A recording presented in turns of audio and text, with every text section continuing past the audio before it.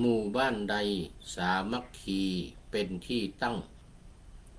หมู่บ้านนั้นมีพลังสุขสันต์ทั่วหมู่บ้านใดมีศีลห้ารักษาตัวหมู่บ้านนั้นไม่หมองมัวจักปลอดภัยหมู่บ้านใดบำเพ็ญทานการกุศลหมู่บ้านนั้นบุญบันดลมงคลให้หมู่บ้านใดเจริญภาวนารักษาใจหมู่บ้านนั้นจักยิ่งใหญ่ไปอีกนานขอถวายความนอบน้อมแด่พระรัตนตรัยมีพระพุทธเจ้าเป็นต้นขอถวายความเคารพพระมหาเถระพระเถรานุเถระเจ้าคณะพระสังฆาธิการทั่วโลกมีพระเดชพระคุณพระธรรมเสนาบดีเจ้าคณะภาค7วัดพระธาตุดอยสุเทพเป็นต้นและขออำนวยพรแด่ท่านผู้ฟังท่านผู้ชมสาธุชนพุทธบริษัททั้งหลายวันนี้รายการพระไตรปิฎกลอยฟ้าก็ลอยมาจากวัดพระธาตุดอยสุเทพผ่านทาง Facebook ไลฟ์สวัยเทพบุญเข้าสู่สถานีวิทยุ5 แห่ง มันจะเกินไปซะแล้วคือ1สถานีวิทยุพระพุทธศาสนาแห่งชาติและจริยธรรมวัดพระธาตุดอยสุเทพระบบ FM 96 เมกะเฮิรตซ์มีพ่อครูวรรลบนามวงศ์พรหมเป็นผู้อำนวยการอาจารย์พระมหาประสิทธิ์ปัจจาธิโกเป็นหัวหน้าสถานีและอาตมาภาพพระครูปริยัติยานุศาสตร์เป็นผู้บรรยายเป็นประจำทุกวันเวลา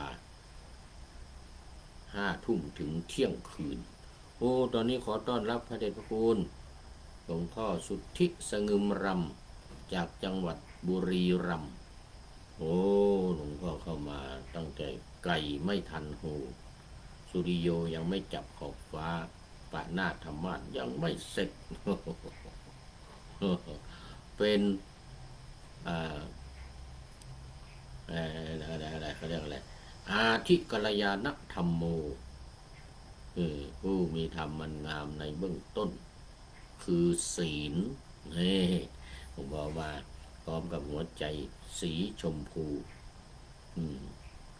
อวยพรให้ผู้พูดในวันเกิดวันอังคารกราบขอบพระคุณพระเดชพระคุณหลวงพ่อเป็นอย่างยิ่งนี่ก็นี่ยังป่านหน้ายังไม่เสร็จเดี๋ยวเมื่อกี้พูดถึงสถานีวิทยุวัดพระธาตุดอยสุเทพตอนนี้มาอีกหนึ่งไก่ไม่ทันโหอีกแล้วสุริโยยังไม่จับขอบฟ้าปะหน้ายังไม่เสร็จปะหน้าธรรมะยังไม่เสร็จพระครูธรรมธรสุริยันสันตจิตโตตอนนี้ FC ตัวจริงละกราบนมัสการครับพระอาจารย์วันนี้คณะของโยมแม่จันเพ็ญคำโพธาเดินทางไปเยี่ยมโยมแม่ของพระมหาวิษณุจารุธรรมโมอดีตเจ้าอาวาสวัดเจ็ดรินเดี๋ยวดูเพิ่มเติมอดีตเจ้าอาวาสวัดเจ็ดรินณบ้านห้วยไม้หกอมก๋อยจังหวัดเชียงใหม่ครับผมสาธุผมก็เคยไปครับผมเคยไปนอนมาแล้วบ้านห้วยไม้หกนี่นะเคยไปนอนบ้านท่านอาจารย์มหาวิษณุมาแล้วแต่ว่าไปนอนอยู่ที่วัดล้างติดบ้านนั่นแหละติดกับบ้านอาจารย์มหาวิษณุเนี่ยบ้านห้วยบ้านหกนั่นแหละแต่เขามีวัดล้างอยู่ข้างวัดล้างหรืออะไรสักอย่างอย่างนี้นะไม่ใช่วัดล้างนะมันเป็นที่ทำบุญนะไปนอนอยู่ตรงนั้นเป็นที่รับแขกว่างั้นนะอาจารย์วิษณุว่า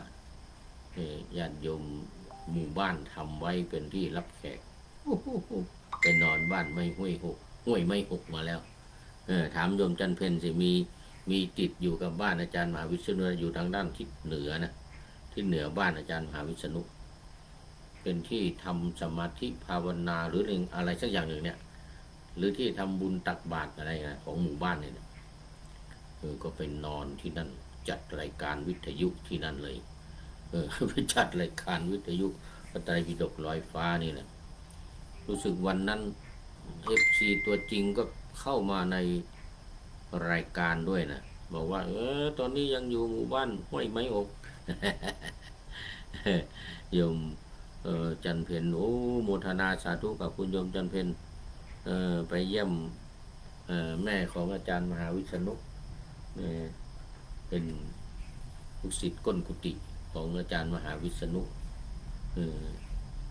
ลูกศิษย์ตัวจริงเลยนะนี่โมทนากับคุณโยมแม่จันเพนคำโพธาเป็นอย่างยิ่งแล้วก็ขอบคุณท่านครูธรรมธรสุริยันที่แจ้งข่าวบุญกุศลนี่มาผมก็ปัตตานุโมทนาไม่เนี่ยบุญสำเร็จด้วยการอนุโมทนาเอาโยมแม่จันเพนคำโพธาไปทำบุญไปเยี่ยมก็คือไปทำบุญแม่ของอาจารย์มหาวิษณุนี่ถือว่าเป็น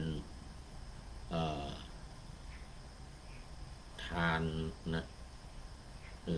เอาสิ่งของเอาอะไรไปให้เอาหยุกเอายาเอาอาหารการกินไปเยี่ยมก็เอาไปให้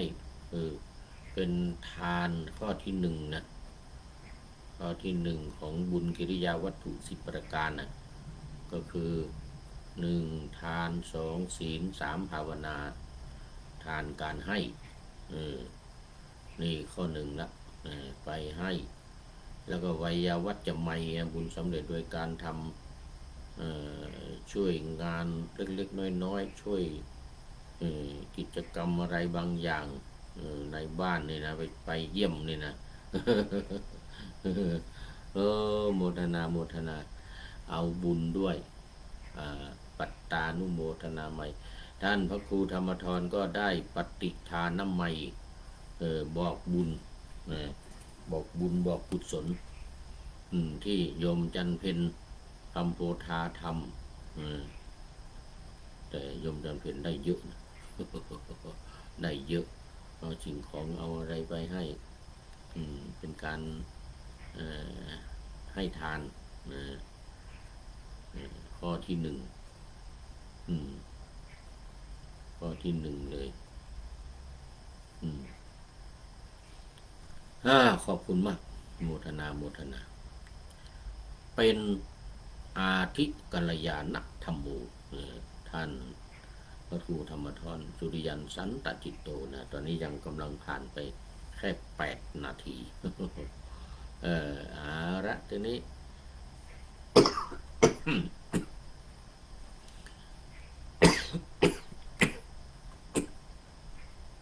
เข้ามาสู่เนื้อหา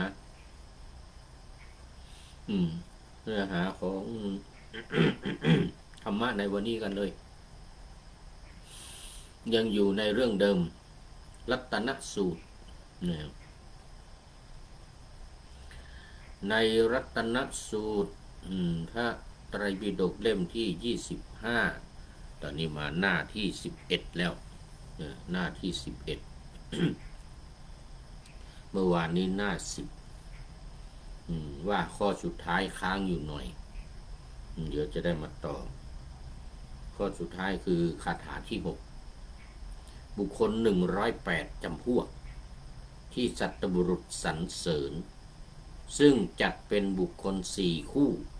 เป็นสาวกของพระสุคตเป็นผู้ควรทักษิณาผู้ควรแก่ทักษิณาขอไว้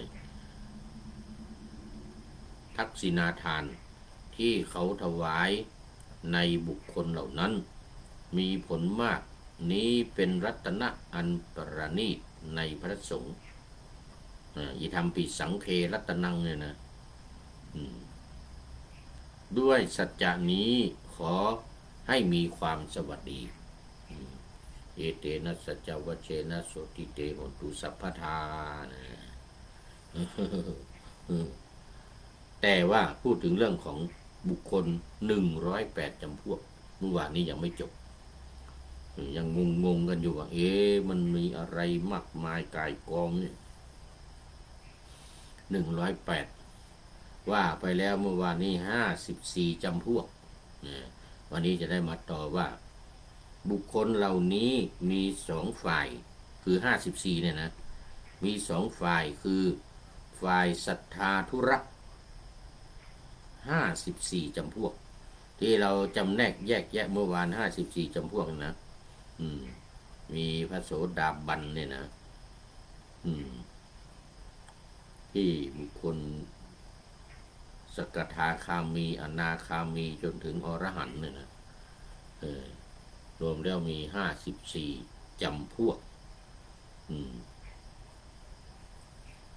54จำพวกคือมันไม่ว่าซ้ำละนะโสดาบัน3ก็อย่างเช่นเอกาพิชิโอโกลังโกละสตัคคตุปรมะอย่างนี้เป็นต้นนะพระสกทาคามีก็มี3อีกบรรลุผลในกามภพบรรลุผลในรูปภพบรรลุผลในอรูปภพอะไรอย่างเงี้ยนะเป็นต้นอันนี้ว่าไปแล้วเมื่อวานนะมี54ประเภทวันนี้มาแยกเป็น2ฝ่ายฝ่ายที่1คือศรัทธาธุระมี54จำพวก54จำพวกเมื่อวานนี่แหละเป็นอยู่ฝ่ายศรัทธาธุระหมายถึงว่าเป็นผู้รับหน้าที่หรือทำหน้าที่ด้วยความศรัทธาด้วยความศรัทธามี54จำพวกก็54เมื่อวานแล้ว2ฝ่ายปัญญาธุระมี54จำพวกก็จึงเป็น108นะ108จำพวกคือ54คูณ54เป็น108นี่คือนัยยะโดยพิสดารนัยยะโดยพิสดารคือเมื่อวานเนี่ยที่ว่ามาเนี่ยเป็นนัยยะโดยพิสดารเนี่ย54จำพวกเนี่ยนะมาแบ่งอีกเป็น2ก็คือฝ่ายศรัทธาธุระหมู่นี่มีหน้าที่ทำด้วยความศรัทธาพระพุทธเจ้าก็เหมือนกันนะพระพุทธเจ้านี้ก็มีประเภทศรัทธาธุระเป็นประเภทศรัทธานะแล้วก็เขาเรียกว่าศรัทธาวิหารีนะแล้วก็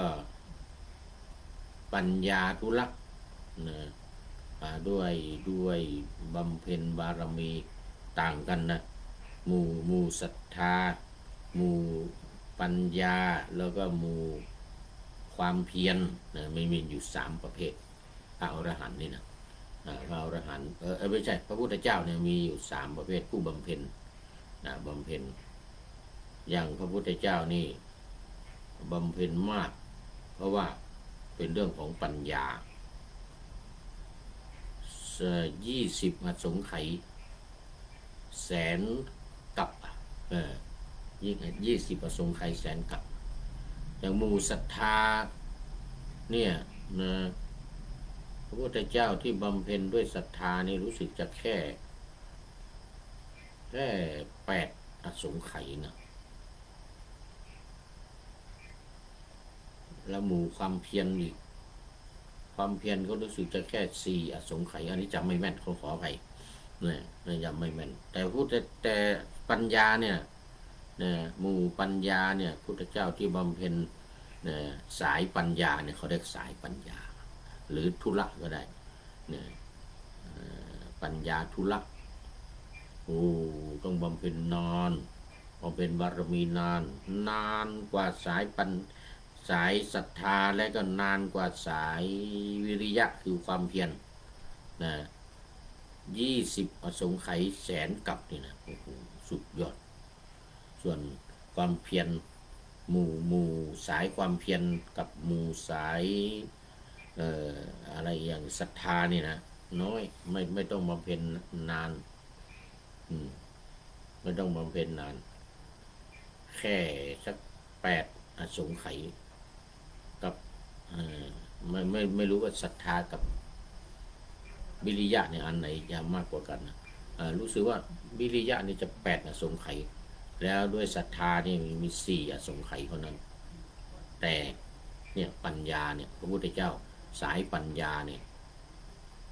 แล้ว20อสงไขยแล้วก็อีกแสนกับ20อสงไขยก็แสนกับนะอันนี้คือสายปัญญาพระพุทธเจ้าเหล่านี้สายปัญญาเหมือนกับพระอริยบุคคล8จำพวกที่กล่าวมาเนี่ยนะ4จำพวก8คู่เนี่ยนะ4จำพวก8คู่เนี่ยมี54ประเภทนะคือฝ่ายศรัทธาธุระเนี่ย54แล้วก็ฝ่ายปัญญาธุระอีก54จำพวกนี่จะแยกกันรวมแล้วเป็น108นะรวมแล้วเป็น108ต่อไปอันนี้เป็นส่วนโดยพิสดารทีนี้พอส่วนนัยยะโดยย่ออันนี้มาดูโดยย่อได้แก่บุคคล8จำพวกคือ 1. พระโสดาบัน 2. บุคคลผู้ปฏิบัติเพื่อทำให้แจ้งซึ่งพระโสดาบันนะก็คือให้บรรลุโสดาบันเอง 2. พระสกทาคามี3พระสกทาคามี 4. บุคคลผู้ปฏิบัติเพื่อทำให้แจ้งซึ่งพระสกทาคามิผลแล้วก็5พระอนาคามี 6. บุคคลผู้ปฏิบัติเพื่อทำให้แจ้งซึ่งอนาคามิผลมันก็คืออรหัตตมรรคกับอรหัตตผลนั่นแหละนะโสดาปฏิมรรคโสดาปฏิผลสกทาคามีมรรคสกทาคามีผลนั่นเองอรหัตตมรรคอรหัตตผลนั่นเอง7พระอรหันต์8บุคคลผู้ปฏิบัติเพื่อทำให้แจ้งอรหัตตผลนะบุคคลผู้ทำให้แจ้งซึ่งอรหัตตผลนี่ก็เป็นโดยย่อ เมื่อกี้นั้นโดยพิสดารมี108โดยย่อก็มีแค่8ง่ายดี8บุคคลแล้วก็4คู่4คู่จบในคาถาที่6จบในคาถาที่6วันนี้เราจะมาต่อกันที่คาถาที่7บุคคลเหล่าใดในศาสนาของพระโคดมพุทธเจ้าอันนี้จะเน้นในศาสนาของพระโคดมพุทธเจ้าแล้วเป็นผู้ประกอบตนไว้ดีมีใจมั่นคงหมดความห่วงใยบุคคลเหล่านั้นชื่อว่าบรรลุอรหัตผลยังถึงอมตะนิพพานรับรสความดับสนิทแบบได้เปล่านี้เป็นรัตนะอันประณีตในพระสงฆ์ด้วยสัจจานี้ขอให้มีความสวัสดีนี่เป็นคาถาที่7นะนี่เน้นมาในศาสนาของพระพุทธเจ้าองค์ปัจจุบันของเรานี่นะคือพระโคดมพุทธเจ้าเป็นผู้ประกอบไว้ดีนี่ก็คือศีลนั่นเองแล้วก็มีใจมั่นคงก็สมาธิหมดความห่วงใยนะก็คือมีปัญญาไม่มีการยึดมั่นถือมั่นไม่ห่วงใยไม่อะไรสิ่งใดทั้งสิ้นไม่ยึดติดนะสิ่งใดทั้งสิ้นเรียกว่าหมดความห่วงใยหมดความห่วงใยหมดความอะไรในโลกสงสารในกิเลสทั้งหลายในญาติพี่น้องในลูกในผัวในสามีภรรยาไม่ยึดไม่ติดในสิ่งทั้งหลายเหล่านี้บุคคลเหล่านั้นชื่อว่าบรรลุอรหัตผลยังถึงอมตะนิพพานรับรสความดับสนิท แบบได้เปล่าหมายความว่าหมายถึงได้โดยไม่ต้องจ่ายแม้แต่กากนิกเดียวกากนิกนี่เป็นมาตราเงินอย่างต่ำที่สุดนะอย่างกหาปณะในสมัยโบราณนะสมัยพุทธเจ้ากหาปณะหนึ่งเนี่ยก็มี100 กากนิกเหมือนกับ1 บาทของเราเนี่ย1 บาทของเรานี่เป็น100 สตังค์อย่างเงี้ยนะยูอย่าง1 ยูโรก็ปี100 เซนเองนะ1 ดอลลาร์ก็มี100 เซนอะไรทำนองนี้นะกากนิกหนึ่งนี่ก็เหมือนเดียวกันกับสตังค์กับเซนเลยนะเพราะฉะนั้นไม่ต้องเสียแม้แต่กากนิกเดียวก็คือว่าเซนเดียวก็ไม่ได้ต้องเสียสตังค์เดียวก็ไม่ต้องเสียเพราะอะไรเพราะว่าเป็นผู้ที่ปฏิบัติศีลสมาธิและปัญญาอย่างเคร่งครัดการบรรลุพระอรหันต์เนี่ยไม่ต้องจ่ายเงินเลยไม่แต่บาทเดียวหรือการถึงอมตะมหานิพพานเนี่ยคือนิพพานที่ไม่ตายเนี่ยไม่ต้องจ่ายเงินไม่มีการจ่ายเงินแม้แต่บาทเดียวว่าถ้าบ้านเราเนี่ยแม้แต่สตังค์เดียวอย่างนั้นนะแม้สตังค์เดียวก็ไม่ต้องจ่ายเพียงแต่เป็นยังไงประกอบตนไว้ดีนี่คือมีศีลนั่นเองศีลของใครของมันเด้อคนฆราวาสญาติโยมก็ศีล 5ปาอากามุสุนี่นะศีล 5ทั้ง5 ข้อเนี่ยบริสุทธิ์เท่านั้นแหละไม่ต้องไปจ่ายเงินจ่ายทองอะไรนะง่ายที่สุดเนี่ยอย่างของอุบาสกอุบาสิกาที่นอนวัดก็ศีล 8ข้อให้บริสุทธิ์จบอย่างสามเณรก็10 ข้อบริสุทธิ์จบของพระนี่227 ข้อบริสุทธิ์จบของภิกษุณี311 ข้อบริสุทธิ์ก็จบอันนี้เรียกว่าตั้งตนไว้ดี2มีใจมั่นคงนี่ก็คือสมาธินั่นเองปณิกะสมาธิอัปปนาสมาธิอุปจาระก็ได้อุปจารสมาธิอัปปนาสมาธิหรืออริยสมาธิเหมือนที่ว่าเมื่อวานก็ได้อริยสมาธิเนี่ยนะ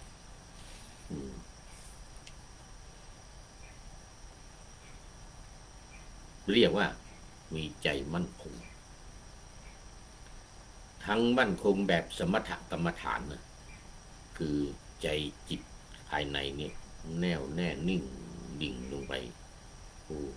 เข้าฌานที่1 2 3 4 5 6 7 8แล้วก็นิโรธสมาบัตินี่นะถอยเข้าไปข้างหน้าแล้วก็ถอยมาข้างหลังได้อย่างนี้นะอย่างคล่องแคล่วสะดวกสบายนี่เรียกว่าสมาธิหลวงใจมั่นคงตอนนี้ขอต้อนรับ FC เก่า FC ตัวจริงเหมือนกันแต่ว่าเก่าแก่นานเนกาเลหลายเดือนแล้วไม่เข้ามาเนนน้อยสังเหลือท่านผู้ฟังก็คงพอจำกันได้นะเนนน้อยสังเหลือนี่อยู่วัดไหนเนี่ยนะก็คือวัดป่าแดงมหาวิหารกราบไหว้สาครับหลวงปู่นี่เขาจะใช้คำว่าหลวงปู่นะผู้พูดเนี่ยได้เป็นหลวงปู่นะถ้าสามเณรน้อยเข้ามาเนี่ยจะเรียกผู้พูดนี่ว่าหลวงปู่หลวงปู่ตอนนี้เดี๋ยวดูเวลาก่อนผ่านไป24 นาทียังเป็นอาทิกัลยาณธรรมโมนี่เน้นไว้สังเหลือสังนี่หมายถึงสังฆทานสังฆทานเยอะที่กุฏิเน้นน้อยนี่นะ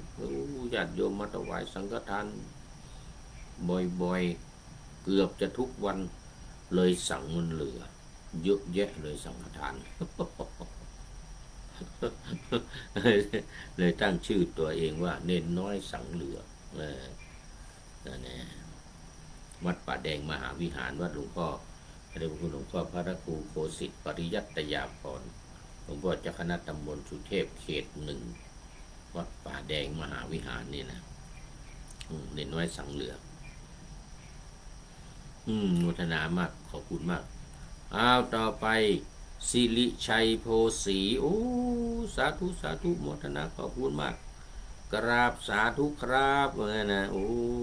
สิริชัยโพสีเป็นพระเหมือนกันโอ้นี่จริงด้วยจริงด้วยเป็นพระด้วยขอบคุณมากครับผมนี่สิริชัยโพสีเป็นพระอยู่โน้นจังหวัดอะไรเนี่ยเห็นว่าจะมาจำพรรษาที่เชียงใหม่นะมาหรือยังเนี่ยจะมาจำพรรษาที่วัดเจ็ดลินมาหรือยังเอหรือว่ายังอยู่ที่ต่างจังหวัดถ้ามาเชียงใหม่แล้วก็บอกด้วยเด้อเออมีเวลาก็มาเยี่ยมวัดพระธาตุดอยสุเทพบ้างเออสิริชัยโพสียังเป็นอาทิกัลยาณธรรมโมผู้มีธรรมอันงามในเบื้องต้นได้แก่ศีลอีกเช่นกันนี่วันนี้มีอยู่ในรัตนสูตรด้วยนะศีลสมาธิปัญญานี่นะบอกว่าบุคคลเหล่าใดในศาสนาของพระโคดมพุทธเจ้าเป็นผู้ประกอบตนไว้ด้วยดีอันนี้คือมีศีลมีจิตใจมั่นคงอันนี้คือสมาธิหมดความห่วงใยนะเป็นปัญญาอันนี้เป็นปัญญาความห่วงใยก็คือการไม่ยึดมั่นถือมั่นไม่ยึดติดไม่ห่วงใยไม่อะไรเลยไม่อะไรไม่ติดอยู่ในอะไรมันจะทำให้เกิดความทุกข์นี่เรื่องมันบุคคลเหล่านั้นชื่อว่าบรรลุอรหัตตผลนู่นเลยบรรลุอรหัตผลก็สังโยชน์ทั้ง10ประการหมดตั้งแต่สักยทิฏฐิวิจิกิจฉาสีลมัตตปรมาสวิกามราคะปฏิฆะรูปราคะอรูปราคะมานะอุทธัจจะและอวิชชาหมดไม่มีอย่างนี้เรียกว่าบรรลุอรหัตผลยังถึงอมตะนิพพานคือเข้าถึงพระนิพพานที่ไม่ตายนั่นเองที่ไม่ตายเพราะอะไรเพราะว่ากิเลสดับหมดแล้วไม่เกิดอีกไม่เกิดอีกเมื่อไม่เกิดก็ไม่ตายอย่างว่าเมื่อไม่เกิดก็ไม่ตายจึงเรียกนิพพานว่าเป็นอมตะอมตะนิพพานคือการดับโดยไม่เหลืออะไรแล้วก็เป็นอมตะคือเป็นสิ่งที่ไม่ตายเพราะอะไรเพราะไม่เกิดเมื่อไม่เกิดก็ไม่แก่ไม่แก่ก็ไม่ตายเกิดแก่เจ็บตายมันมาด้วยกันถ้าไม่เกิดก็ไม่มีแก่ไม่มีเจ็บไม่มีตายนั่นเพราะว่ายังมีการเกิดอยู่มันจึงมีความแก่ความเจ็บและความตายนี่เป็นคาถาที่7นะคาถาที่7รับรสความดับสนิทแบบได้เปล่าอย่างที่ว่าเมื่อกี้นะได้เปล่าคือว่าหมายถึงไม่ต้องจ่ายแม้กากระนิกเดียวแม้สตังค์เดียวหรือเซนเดียวเป็นการปฏิบัติล้วนๆแล้วก็ได้ผลของการปฏิบัติล้วนๆแล้วก็ได้ผลของการปฏิบัติจึงเรียกว่าดับสนิทแบบได้เปล่าก็มันเป็นการดับไปดับสนิทไปเลยเหมือนกับการได้เปล่าเลยนี่เป็นรัตนะอันประเสริฐเอาเข้าไปรัตนะอันประณีตในพระสงฆ์ด้วยสัจจานี้ขอให้มีความสวัสดีขอให้ทุกคนมีความสวัสดีเป็นคาถาที่7ต่อไปเป็นคาถาที่8สัตบุรุษใดพิจารณาเห็นแจ้งอริยสัจเราเรียกสัตบุรุษนั้นว่ามีอุปการะมีอุปมาเหมือนเสาเขื่อนที่ฝังลงบนดินอันไม่หวั่นไหวเพ ราะลมที่พัดมาจากทิศทั้งสี่นี้เป็นรัตนะอันประณีตในพระสงฆ์ด้วยสัจจานี้ขอให้มีความสวัสดีเอเตนะสัจวัชเชนะโหตุเมชยมังคลังชัยมงคลจงมีแก่ข้าพเจ้าชัยมงคลจงมีแก่ข้าพเจ้าด้วยความสัจจะด้วยสัจจะนี้ที่กล่าวมาเนี่ยด้วยสัจจะที่กล่าวมายังไงก็คือเป็นผู้ประกอบตนไว้ดีมีใจมั่นคงแล้วก็มีความห่วงใยหมดความห่วงใยขอไปหมดความห่วงใยยังถึงอมตะนิพพานรับรสความดับสนิทแบบได้เปล่านี้เป็นรัตนะอันประณีตในพระสงฆ์ด้วยสัจจานี้ขอให้มีความสวัสดีจบไปอีกหนึ่งคาถาในคาถาในรัตนสูตรนี่นะอย่าลืมว่ารัตนสูตรนี่พุทธองค์ไปตรัสที่ไปแสดงซ้ำนะคือตรัสมาก่อนแล้วไปแสดงซ้ำที่ไวสาลีตอนนั้นหิวาตกโลกตกใส่เมืองมนุษย์ทั้งหลายก็เข้าไปทำร้ายทำอันตรายคนก็ตายกันอีกนอกจากไม่ได้กินข้าวกินน้ำข้าวยากหมากแพงแล้วก็ยังไม่ได้กินอีกตายกันเป็นเบื่อถูกมนุษย์มาเบียดเบียนทำอันตรายให้อีกนี่นะต่อไปเป็นมงคลที่8วันนี้น่าจะได้หลายมงคลเพราะเวลาเหลืออยู่เยอะกราบสาธุครับวันนั้นนะโอ้ท่านสิริชัยโพสีโมทนาต่อไปมงคลที่8สัตบุรุษใดพิจารณาเห็นแจ้งอริยสัจนะเขาเรียกสัตบุรุษนั้นว่ามีอุปมาเหมือนเสาเขื่อนที่ฝังลงดินอันไม่หวั่นไหวเพราะลมที่พัดมาจากทิศทั้งสี่เหนือใต้ตะวันออกตกเหนือใต้นี่นะออกตกเหนือใต้นี่นะนี้เป็นรัตนะอันประณีตในพระสงฆ์ด้วยสัจจานี้ขอให้มีความสวัสดีนี่อีกคาถาหนึ่งคาถาที่8สัตบุรุษที่พิจารณาเห็นแจ้งอริยสัจนี่ก็หมายถึงว่าคนที่มีสัมมาทิฏฐินะคนที่มีสัมมาทิฏฐิก็เห็นชอบคือเห็นอริยสัจสี่ได้แก่มีการเห็นแจ้งในอริยสัจสี่พิจารณาเห็นตั้งแต่ทุกข์สมุทัยนิโรธมรรคว่าทุกข์นี่มันคืออะไรยังไงเนี่ยนะทุกข์กายทุกข์ใจนะทุกข์เพราะพัดพรากจากของรักของชอบเรานี่เป็นต้นนะเรียกว่ามันเป็นทุกข์การที่ทำเห็นแจ้งอริยสัจสี่คือเห็นอย่างนี้นะเห็นว่ามันเป็นทุกข์2ทุกข์นี่มันมีอะไรเป็นสาเหตุก็เห็นว่าตัณหาเป็นสาเหตุกามตัณหาภวตัณหาวิภวตัณหานี่แหละมันเป็นสาเหตุที่จะทำให้เกิดความทุกข์เป็นสาเหตุที่ทำให้เกิดความทุกข์เพราะฉะนั้นในคาถานี้บุรุษใดพิจารณาเห็นแจ้งอริยสัจคือเป็นเรื่องทุกข์สมุทัยนิโรธมรรคเนี่ยนะโดยเฉพาะมรรคข้อปฏิบัติอันที่จะนำไปสู่การดับทุกข์ได้โดยเฉพาะข้อที่4หรือข้อที่8นะ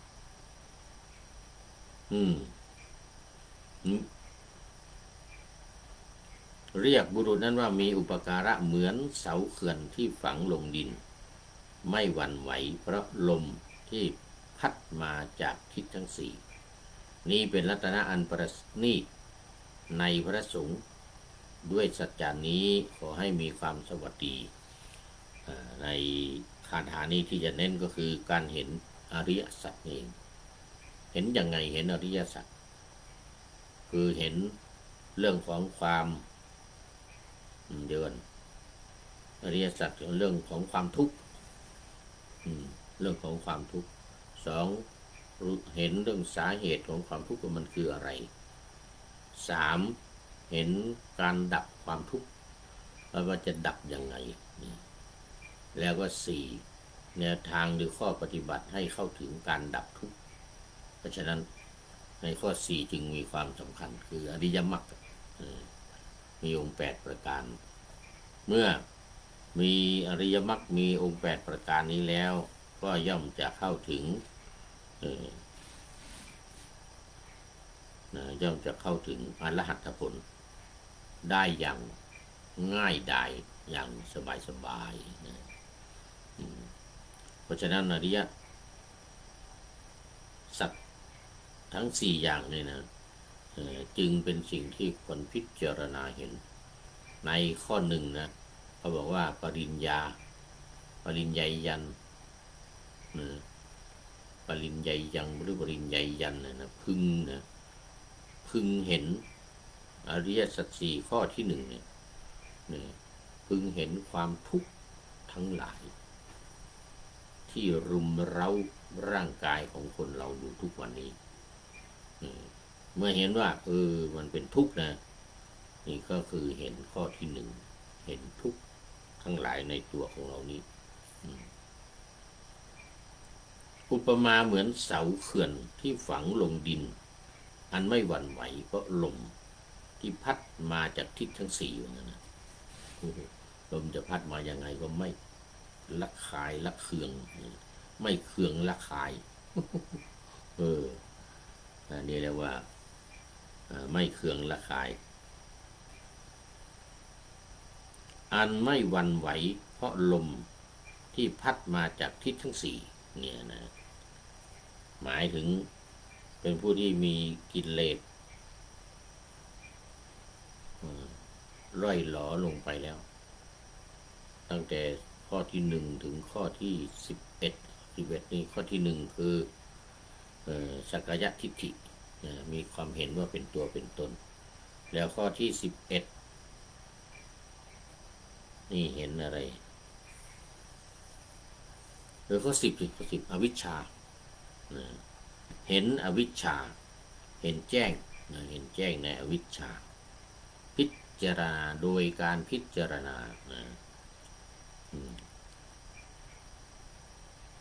ไม่หวั่นไหวเพราะลมนี้เป็นรัตนะอันประสิทธิ์ประณีตในสงฆ์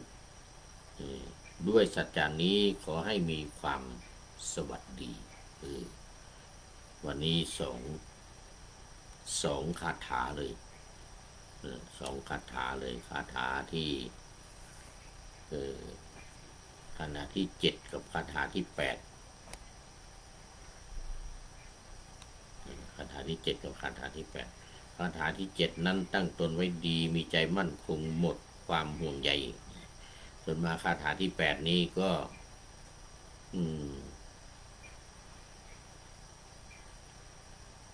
เห็นแจ้งในอริยสัจจะทำทั้ง4ซึ่งเป็นเรื่องที่จะว่ายากก็ยากจะว่าง่ายก็ง่ายมันขึ้นอยู่กับบุญญาบารมีของแต่ละคนที่สร้างสมมาแล้วก็ปัจจุบันเนี่ยบวกกับปัจจุบันนี่มีความขยันหมั่นเพียรมีความตื่นตัวอยู่ตลอดเวลานี่อย่างนี้เรียกว่าเป็นผู้ที่จะถึงอมตะนิพพานในข้อที่1ข้อที่2สัตบุรุษใดพิจารณาเห็นแจ้งอริยสัจเราเรียกว่าสัตบุรุษนั้นว่ามีอุปมาเหมือนเสาเขื่อนที่ฝังลงดิน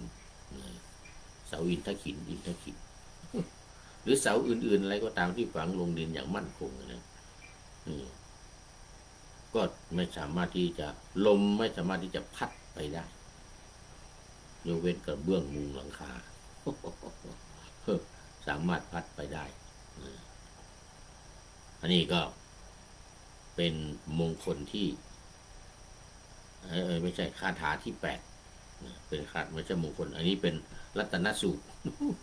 ไม่ใช่มงคลสูตรว่ามงคลสูตรมานานหมดเลยติดปากเลยติดปากเลย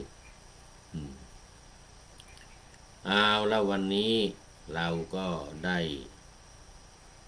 2 คาถาเลยนะเมื่อวานนี้ได้เมื่อวานก็2เหมือนกันเมื่อวานนี้3 คาถา4 5 6วันนี้7 กับ 8 2 คาถาเวลาหมดอีกแล้ว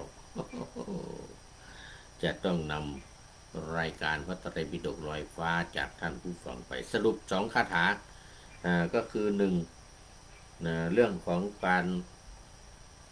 ตั้งตนไว้ดีมีใจมั่นคงมีความหมดความห่วงใยคือศีลสมาธิปัญญานี่ข้อที่7คาถาที่7นะส่วนคาถาที่8นี่ก็คือเห็นอริยสัจสี่คือทุกข์สมุทัยนิโรธมรรคทั้งอนุโลมคือไปข้างหน้านะทุกข์สมุทัยนิโรธมรรคหรือปฏิโลมมรรคนิโรธนะแล้วก็สมุทัยแล้วก็ทุกข์อันนี้ถอยมาเขาเรียกว่าปฏิโลมมันจะมี2 แนวคืออนุโลมกับปฏิโลมนี่ เอาละอริยสัจสี่มงคลที่8ไม่ใช่มงคลที่8คาถาที่8นะรู้อริยสัจสี่คาถาที่7ก็ประกอบตนไว้ดีมีใจมั่นคงหมดความห่วงใยนั่นศีลสมาธิปัญญาไอตัวนี้เหมือนเสาที่ลงดินมั่นคงนะนั่นคือความเห็นมีความเข้าใจในอริยสัจธรรมทั้ง4 ประการแล้ววันนี้เอาไว้แค่นี้ก่อนเดี๋ยววันต่อไปก็ค่อยมาว่ากันอีกวันนี้ท่านอาจารย์สิริชัยโพสีเข้ามาเมื่อกี้เป็น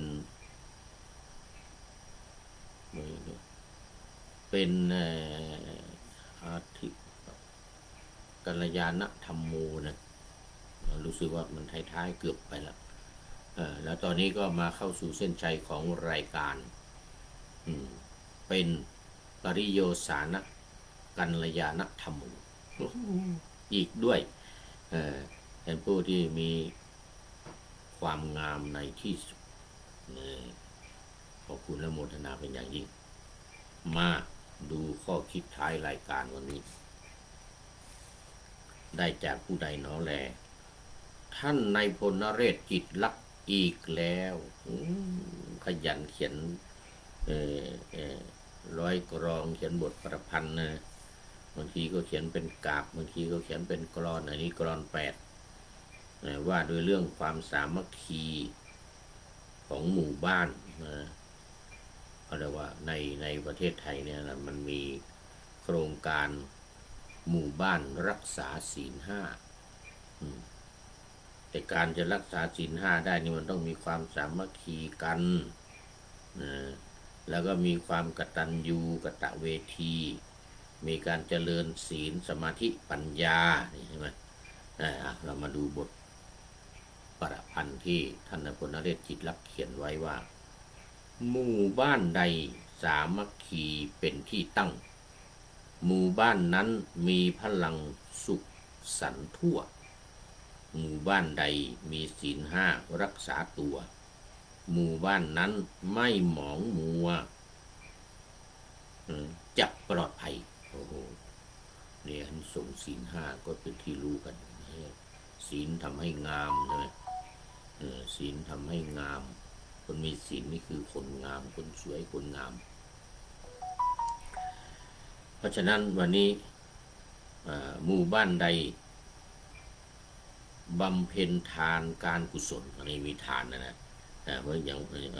มันเป็นส่วนของเมื่อกี้นะทานศีลภาวนานะการกุศลหมู่บ้านนั้นบุญบันดลมงคลให้หมู่บ้านใดเจริญภาวนารักษาใจนี่ตัวสำคัญคือทานศีลแล้วก็ภาวนา ภาวนานี้ก็คือการทำวิปัสสนากรรมฐานหมู่บ้านใดกตัญญูรู้หน้าที่หมู่บ้านนั้นเกิดคนดีเกิดคนดีที่สืบสารหมู่บ้านใดมีเมตตาสาธุการหมู่บ้านนั้นสุขสำราญเบิกบานใจเอาละวันนี้ต้องขอขอบคุณและอนุโมทนาท่านในพลนเรศจิตรักที่ให้ข้อคิดในเรื่องหมู่บ้านศีลห้าแล้วก็รวมใจความก็คือมีสามัคคีเขามีหลักการอยู่หมู่บ้านศีลห้านี่นะแปดอย่างมีหลักการ8 อย่างแต่จำได้ไม่แม่นยำสามัคคีนี่มีเป็นอย่างหนึ่งสามัคคีเนี่ยมีศีลหนึ่งทานศีลภาวนากตัญญูอะไรเหล่านี้เป็นข้ออยู่ใน8 อย่างของหลักการของหมู่บ้านรักษาศีลห้าซึ่งเริ่มต้นจากพระเดชพระคุณ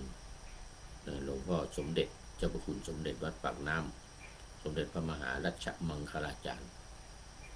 วัดปากน้ำได้ตั้งขึ้นแล้วก็รู้สึกว่าในรัฐบาลสมัยจะเป็นรัฐบาลของลุงตู่หนึ่งนะรัฐบาลลุงตู่หนึ่งก็คือ